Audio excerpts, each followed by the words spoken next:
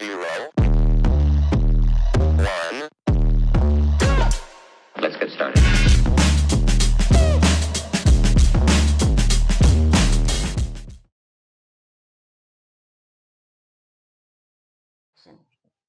Hi everyone, welcome back to the Butt Babes podcast. Yes. We are super excited to be back, and I just also want to say thank you all so much for all the love and support and comments and all the good wishes. We really, really appreciate it. This is our third episode. Yeah. I think we decided that we were going to speak around suicide, as it is Suicide Prevention Month. So yeah. Yeah, look, it is quite a sensitive topic, naturally. I don't think it's ever easy to speak around suicide or suicide prevention, but I also know that there's like a lot of talks around it. There's a lot of stigma around it, conspiracies, and I think a lot of people have a lot of opinions when it comes to suicide. Yeah, like good and bad. And bad. Yeah. You're gonna go to hell. Yes. So many different variations of so many different things. So I just thought, let's also just talk about it just from our own perspectives and our own opinions and our own views, with regards to it. I mean, I think some of you know what my profession is. I'm not necessarily going to be sitting here with my professional hat on, but really just speaking from a personal perspective, personal experience perspective, I have a question for you. Yeah. Do you know of anyone that committed suicide? Like someone close and dear to you, or is it like a colleague or like a bit a more distant person in your life? There are a couple, I think the closest to me is two males, young males, that one I was very close with, and that was my cousin brother, my late uncle's son. He committed suicide about 2-3 years ago, and he was the second suicide in the family. The first suicide was, I think he would be my nephew, my cousin's son, my older cousin's son. He committed suicide first, and then not even a year later, my cousin committed suicide. And they were about a year apart, so they were also very close. And, both very bright young men, very connected. I think, with my cousin, he was a very extroverted child growing up, very smart, very opinionated, very conversational. And I think the older he grew, and I mean, I also understood, like, he experienced a lot of losses, in his life. He lost his dad, and then a couple of years later, he lost his brother, and he then lost his mom as well. So I think when I thought about it in hindsight, I'm like, look, that's a lot of close losses that he experienced. And I know at some point he also relocated from Joburg to KZN, to stay with our aunt. And that was quite a good and healthy shift for him. But I think, throughout his teenage years, he was just faced with a lot of challenges. Some of them that not even maybe, some of them that we know of, and we were trying to really assist in that regard. And I think there were other deeper things, and conversations and the space that he was in that we really weren't privy to. And yeah, that was, both of them were really quite traumatic. They both committed suicide in the same way. And I think one left a note, and, my nephew left a note, and my cousin, he didn't leave a note, but I know that there was a lot going on there. And I know that there was also a deep longing for his parents and, his sibling, because he was very, very, very, very close, to his dad, my uncle. And I think, just from a family perspective, man, it leaves you questioning so many things. And I know it leaves a lot of family members also questioning, like, could we have done more? Could we have prevented this? Could we have been more attentive? Could we have been more present? So you go from anger to confusion to guilt to a deep sadness. And that's part and parcel, I guess, of the grieving process. But I know that was a very, very difficult time, for the family. I also know, or had one or two, close friends in my teenagers that also did take their lives. And then there's two of my very, very, very, very close friends that lost parents to suicide as well. And just having to, I think that was my first exposure of suicide outside of my friends that committed suicide. But having those two friends that lost, a parent to suicide, and that's very, very heavy. I don't know on your side. So from my side, I don't know of anyone. I do know of people, but I was so young that I don't think I actually understood what was happening. Like she committed suicide, but I've never met her. I don't think I was born yet, to be very honest. So I feel like it's not really like close to me, to my heart, where I feel like, oh my gosh, this has happened, there's a loss in the family, etc. Um, and like when I think about it now, like I don't actually think I know of anyone who's committed suicide. I knew someone who almost took their life, and I was present during that time. Sure. But I feel that was like a complete different experience than to someone like Sana, what you've gone through, where it has happened and now learning to deal with that. I was put in a position where this person was like literally pacing up and down, and asking me questions like, I'm going to do it. Like, I just need to find a gun. I just need to do it. And he wanted to unlock the dad's safe because that's obviously where the guns were kept, blah, blah. And he was like, oh my gosh, my life is such a mess. I'm going to do it. And in that moment, you literally don't know what to do. You know, you don't know how you're going to stop them. You don't know how you're going to comfort them. You don't know what to do that's correct in that moment, because you question yourself, like, what do they actually need? How do I get them out of there? And I think in that moment, I felt like a huge responsibility on me, where, like, if this person dies, it's my fault. On your watch, Because I was present, I could have stopped it. So I felt this huge like responsibility to make sure this person was alive. And once they like calmed down and, was more chilled, I was like, okay, let's take you to the hospital. And I drove the person to the hospital. They were admitted in, because I know in the hospital, I think you have like a psych watch. Yeah. Is it like 24 hours, 48 hours? I'm not too sure. Yeah. So then he got admitted in, and yeah, months later, like I still felt responsible for the person. Like you check up on them, you're like, are you okay? Is everything fine? You know, but it was a very weird situation to be in, because you feel responsible, but it's also so out of your control. Yeah. If someone's made up their mind that this is what they want to do, you can comfort them. You can tell them how great they are, like they have purpose in their life, they bring meaning to everyone's lives.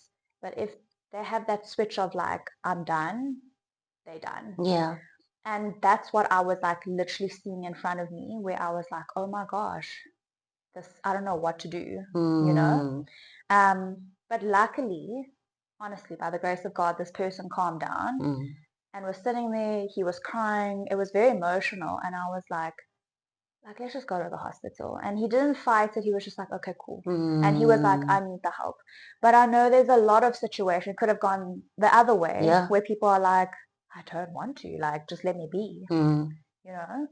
And that's also why it made me think about asking you how you felt, like once those people had passed on, like what Mm, you felt through it. Yes, like your family has gone through the anger, the confusion, the guilt, mm, or whatever. But how did you feel? Because these people were really close to you. It was your mm, cousins, your nephew, friends. How did mm. it make you feel? Look, Because I know my experience is very different to yours. yeah, yeah, yeah, yeah. Look, I think for me, especially with my cousin, because I was closest To him. to him, I Mm, mean, our parents are siblings, and he was someone that once he moved to a different province, I'd see him when there's stuff happening that side. So mm, there was also that guilt of, I mean, once in a while would speak on text, but he had become so recluse and like so reserved, that I just thought, it's teenage years, and he was an avid lover of music, so he was always listening to music, mm, and I think how I was left feeling was, again, like, just could I have done a bit more? Could I have reached out a bit more? You know, could I have just pushed a little bit more?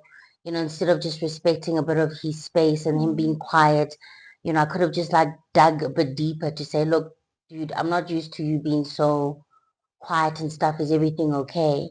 Or mm, even reiterating that, look, should there be anything, I'm just a phone call away or a mm. text away. And I think it's something that we're also not mindful of, is that when you are in that space, do you even have the capacity to pick up the phone and That's what I was tell gonna people? actually say was, yes, you could have messaged your cousin and said, hey, like, is everything okay? Let's have a phone call, let's catch up. But also, if he's in that space, like I said, when they reach that point where they just see the dark, they don't want anything to do with anything. Like, I think it is very difficult for them to pick up the phone or even just send a text to be like, yo, Mm, this is what I'm this is feeling. what's happening. Exactly. And I think it is tough because where is that fine line of showing enough support, but also giving you enough space Yeah, to, because some people do need space, you know. yeah. Some people actually just feel so overwhelmed with life that another person added onto their plate is like, whoa, okay, Mm. this is just too much. Like, why are we here? But then you have other people who need the, hey, are you okay?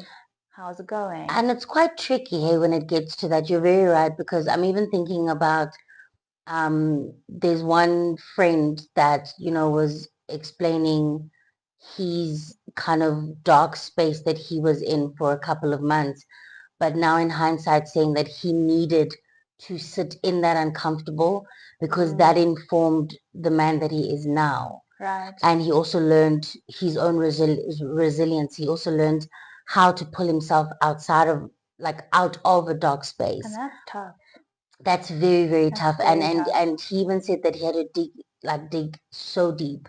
Mm, And I was like asking this person, and I was like, but didn't people around you notice and stuff? He's like, they did, but they just thought, ah, it's just part and parcel of like his personality and things like mm, that. Meanwhile, back at the ranch, he was really in this dark space.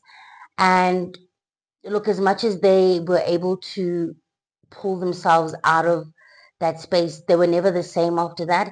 And I even feel like their reliancy on other people and support sleeves. is far less now, where they're much more self-reliant to say, I'm not going to expect friends or even my immediate family to do that for me. I've shown myself that I'm able to do that for myself, and Mm, I'll just keep on doing that. Even when people are like, look, you look like you're struggling a bit or you're going through quite a bit. Um, is there anything that you need? They'll still be like, no, it's fine. I can Because deal. I can deal and I can figure it out. Mm, And that's why I'm saying that, I was doing, obviously it being the month of, suicide awareness and suicide prevention awareness. There's a lot of talks and things like that I'm doing, mm, and I think that's what I just kept on replaying, was just like those emotions, which I've processed now, but I've also gotten to a place where I'm like, those people have probably found some sort of their own inner peace. Because what it left me also realizing and thinking about was, ultimately we all know that we're going to die at some point. We just mm, don't know how and when. You mm, know what I mean? And what we'll be leaving behind at that particular point in time. And I remember just sitting and asking myself one day, and I'm like, but what if that is how those specific people were meant to exit this life? And I know it might be a little bit controversial. And again, this is not me with my therapist hat on or trying to be PC. This is me just being a real person that has had their own dips, that's also been in their own dark spaces, Sure. that has maybe sat with a bit of suicidal ideation and intent, and there's a difference between the two. So ideation, I believe that all of us as human beings, we've experienced that, where you're so overwhelmed or you're going through such a tough time, or you just go through a dip and you're just going like, I'm so tired, I just wish this would all end, or I just want Mm, everything to end. Or you're so angry with your parents and you're a teenager and you're just like, "Ugh, I wish I could just die." um excuse me, maybe they'll be like a little bit relieved and they'll be less stressed about me like because less burden type of. less burdened, and I'm Mm, such a fuck up, or I'm such a mess up of a person. I must just. So that's ideation, when you think about ending your life out of that frustration and being in that space. And then there's intent, where you have actually those do. thoughts, Yeah. but then you actually now plan out how you would go about doing it. That's where the Mm, intent is. And that's why when people speak about like, oh no, I was with a friend and they were mentioning these things and they were saying these phrases, I always say try and explore to be like, does this person have a plan? Have they really deeply thought about it? Because then that will normally tell you where they're at. Some people are mm. just saying it out of frustration, Yeah, yeah, yeah. but it might build up, and some are saying it but they've also really They thought have about a it. plan already. They have plans. If this doesn't Yeah. work, then we'll use this, or we'll do that. And I really just sometimes, That's actually a good way to identify yeah. if someone's in need. Do Yes, you know what I mean? yes, Good tips. yeah, no, right? I'm learning something. Yeah.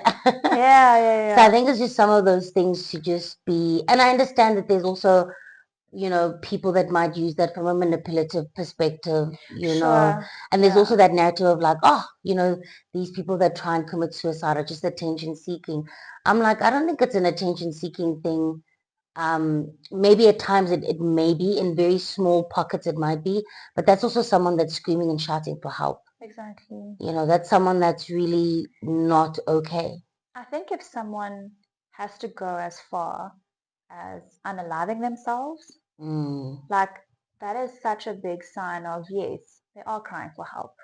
They are crying for the attention. mm. They are crying for literally just that love or companionship or just someone To to, see them. yeah, to be like, hey, you're doing so well. Mm, And maybe that's all that they actually need to hear from someone is mm, that you're doing okay, keep going. mm, Because I think a lot of people, and not in most cases, but a lot of people feel overwhelmed in mm, any situation with work, relationships, family relationships, mm.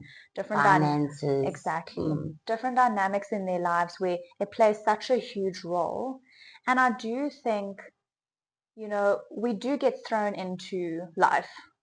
It's like, you're a teenager. Tomorrow, you're an adult. You got mm, to figure your shit out, mm. get your life going. You have medical aid, Yeah, car insurance, blah, blah. But rent, exactly, bonds. exactly.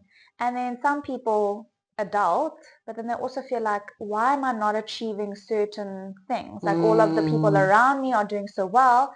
Why am I stuck at this job? Why am I not getting the financial means? All these things. mm, But that's like more adult. But I also know with kids, like technology is improving so much. We're seeing so much on social media that is playing such a huge influence. Like I literally looked at a kid one day and I was like, nah, this person's like my age. mm. They were 16. Yeah, And I was like, this is how social media is playing such a role and setting certain standards that yeah, they think, oh, I need to achieve it. yeah. But if they don't, they're so overwhelmed. They're like, oh my gosh, I'm not good enough. Why don't I look like this? Let me get this done. Let me get that done. Mm, mm. And it's, yeah, I think social media plays a huge role. And I think we all forget that as much as we are on social media, how much of it is. I just think of this meme that I saw once of this apple that looks whole and full, from the front angle and the front side, but at the back it's got bites. like Mm. big chunks of bites. And that's exactly what social media is that you don't see what's happening back of the ranch. We only You want to show you we only what's. want us to show you the good side. So when Mm. you're putting that pressure on yourself, you don't know back at the ranch, if that person sold a kidney, in order to afford some of Mm. these things, um, or they've had to make certain sacrifices. So we don't often ask ourselves how realistic and attainable is a lot of these things. How many Mm. people are actually just only showing the good side? And what I realize with social media is that when you've got people that actually speak about their true, honest narratives, people become uncomfortable with that content, and they'll almost box it to you like, oh no, that person's just been negative, and they've just been whatever the case may be. Because again, we've painted this facade that social media needs to just be perfect, and you Yeah. only just portray perfection. Yeah. And we Yeah. see it from even a body perspective that a lot Mm-hmm. of particular type of content will be punted. So then you think to yourself, I need to look this way. I need to sound this way. I need to move this way. I need to own this. And if I haven't done that at a particular age, then Mm. I'm a loser or I haven't achieved anything. If I'm not married, if I don't have kids, if I don't own a car, or Mm. I didn't complete my degree, or I don't have any sort of qualification, then I'm nothing. And I'm like, but are you really? How many people are successes in this day and age where we don't hear and see those stories? Yeah. Because most of those people will tell you that they don't really have time to be putting that out there on social media. But these are people that you might bump into at a Mm. braai or at a social setting or at the shops or, through other people Mm. that have really inspiring stories. But they'll also tell you that they've gone through A lot. those moments where Mm. they just felt like, you know what, that's not it. And I just thought, doing this particular episode is just reminding those people that are in those spaces to be like, look, number one, you're not alone. I think we all go through dips in our lives. Mm. We all get into that deep, dark, scary space. And some people actually, it becomes homey for them, where they can't even imagine themselves outside of that deep space. Mm-hmm. And also, people don't choose to be in that space. It could be for medical reasons, it could be a hormonal thing, it could be a situational thing, it could be a trauma thing, it could be a genetic thing. Because I've also come across people where suicide has been somewhat of a prevalent thing in their families. Oh, okay. You know what I Yeah, mean? Where yeah, it's a yeah. generational thing. Some people will even say, like, from a cultural or traditional perspective, certain things weren't done after the first or second suicide, just to nip that generational curse. So Mm. there's so many ways of kind of combating it. But I think what's important is us having these conversations Yeah. within our households, as uncomfortable as they are. And if you can't have them within your households, then with your friends or having resources. And I'm hoping that maybe Michelle and I can maybe just have like a one page or whatever at the end of this episode, which is some emergency, numbers where if people are feeling like that, they can just pick up the phone and just call someone that is removed from them and, just tell a little bit about, or tell a little bit of their story. Because sometimes it's easier to speak to people that, Like a third person. a third person that you Yeah. don't know. Mm. You know what I mean? But how were the effects for your family, would you say? As much as have you seen the impacts that it's had maybe on your dad and the rest of the family? Um, was it kind of like a hush hush type of thing? Would you speak past it? Do you see some of the ripple effects and the guilt and all those types of things? To be very honest, like in an Asian household, we don't talk about feelings a lot, Mm, right? We're not a I love you, you're doing so great kind of household. mm, Um, so with my dad going through it, from what I've heard, it's that he was very close. And I think it did affect him, but he doesn't speak about it, you know. And I'm sure in ways it has affected him in terms of building certain relationships with people, mm, and also in terms of certain decisions he makes in life, how he validates and thinks certain things are okay to do and certain things aren't okay to do. Um, but I also feel like that's not his only contributing factor. I feel like mm, there's other stuff. you know. Um, but yeah, and to be very honest, I don't speak to him about it because I also feel he does feel a little bit uncomfortable. Mm. He won't really kind of delve in like, this is how I felt, this is what I went through, this is what the family went through. It's really not like that. And I feel like, and especially in his generation, Mm. it's really that behavior of, okay, this has happened, cry, tomorrow get up and continue with life. Because don't let this hold you back from what you want to achieve. Mm. Like one day. It sounds very harsh, like very military, like soldier, like da da da da da da. Mm. But I think back in the day, in that particular generation, I feel like it was that like, okay, yeah, cry it out now. Okay, get through it. You have a family to take care of. Do you know what I mean? Mm. Do you know how old he was when that happened? I'm not too sure. Mm. And in terms of just like siblings and stuff, so you say it's still something that is a bit taboo and not spoken of? Yeah, like, but I don't really know in terms of his siblings, like how they dealt with it and all of that, because they are much, much older than, because Mm. my dad is the youngest. So yeah, it just wasn't ever a topic of Of discussion. discussion. Mm, Yeah, look, which I always feel like revisiting some of these things is not a bad thing from a family perspective. And I think especially as like millennials and Gen Zs and stuff, we're much more open to some of these conversations. And I know that sometimes our parents are uncomfortable in having these conversations, our grandparents, like the older generations, but I feel like there needs to be like that middle ground where we do discuss the reality of it, mm, because there's so many parents that you end up sitting with that feel so bad and so guilty to be like, how did I not see it coming? Is this a reflection of what kind of parent or caregiver I've been to this person? And I think most of the time, a lot of the people that are in that dark space just really feel like they're just a huge burden and that people would be better off without having to stress and worry about them and not really realizing the impact that they have. I know that there's some people that have said that they feel that it's a very selfish thing to do. I don't know what your thoughts are. Do you think it's selfish having to take your own life? Going back to what I was saying earlier on to say, but what if that's how you're meant to exit? mm, And this is not to say that everyone, and some people also saying that it's the easy way out and it's very mm-hmm, cowardly. I mm-hmm. don't know, like, what are your thoughts in terms of that? For me, I think especially like my personality, Mm. wanting to help others and stuff like that. I feel like I can't take away the fact that they're not feeling well, and that they're going through this. And I don't think it's a selfish thing. We all do things in our own way. We all have like our own opinions about things. And at that time, they think that this is their best choice Mm. right now. Who am I to say you're wrong? Mm. You know, obviously, we want them to live.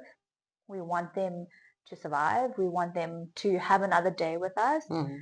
But also, you know, this is their choice. Mm. You know, I will always be supportive. I always want to be there and show them the love and support and care and know that they can rely on someone, because I think it's a big part where they feel they can't rely on someone because Mm. so many people have disappointed them before. Or Um, people are busy, people you are, know. and it happens a lot. And Mm. it's that moment where you're at your dumps and you actually call someone and they're like, oh, sorry, like I'm just busy with work. I'll call you back, and I never call back. Mm. And I think it's those moments that really get to people. But for me, I don't think it's a selfish thing. Mm. Um, like I know in that moment when you grieving, mourning, you kind of like, oh my gosh, how can this person do that, kind of a thing. Mm. But also, if you had to put yourself in their shoes, what would you have done? That's the thing. Do you know what I And you'll mean? never know until, I mean, we can never be 100% in the next person's shoes. So we really don't know what those realities are. Yeah. I mean, we've had a lot of celebrities and stuff, take their own lives. Even some that had kind of low key, high key put it out there to be like, look, I'm not here for a long time. I'm just here for a good I'm time. here for a good time. I'm also here for an impactful time, but I know that at some point I'm going to check out. Mm. Um, and I remember like even with Ricky Rick's passing, that was one that was also very triggering for me, having met the gent once or twice, and the aspirations that he had, especially from an industry perspective, really wanting to bring mental health and that consciousness from a mental health perspective into the space, because he'd always say that it's a very, very toxic and a very selfish space, and a lot of people are struggling, and they'll try and mask and numb it with substances, with flashy things and whatever. But back at the ranch, it is dark and it is very, very heavy.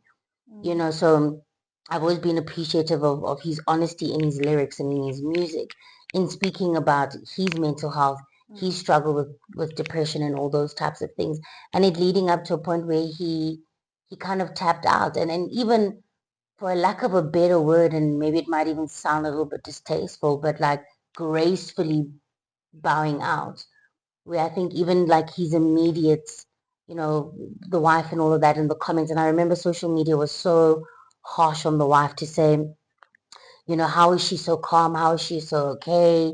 And really bashing her. And I'm like, but we also don't know the reality of her being the partner and her being present and seeing what he struggled with. And we don't know what the conversations Exactly. were. You Exactly. know what I mean?